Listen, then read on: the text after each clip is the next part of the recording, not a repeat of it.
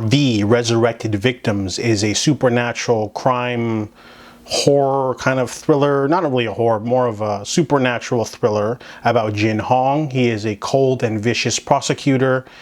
His mother was violently killed by a motorcycle assailant 7 years ago, and because of that he's become a lot more detached and more brutal. However, a phenomenon is happening in the world.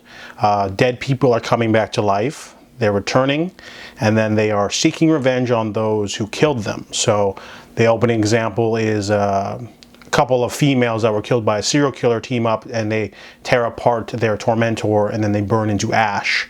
So Jin Hong's mother shows up in his apartment, and or his sister's apartment, I guess, and they can't figure out what's going on because RVs, that's what they're called in the movie, are never wrong, and they're only goal is unyielding justice. So when Jin Hong's mother comes after him with a knife and tries to stab him, he's confused, and it sort of sets off a chain of events where his own boss is on his side, but then he sends another prosecutor after him, and there's detectives involved, and there's the whole learning about the supernatural aspect. The concept of RV, Resurrected Victims, is really good. It's one of those old school sort of just go along with the narrative, take a chance, but the execution is only just okay. I mean, most of the film's entertaining. It's got this kind of dreary, gross, wet sort of atmosphere where it's always raining.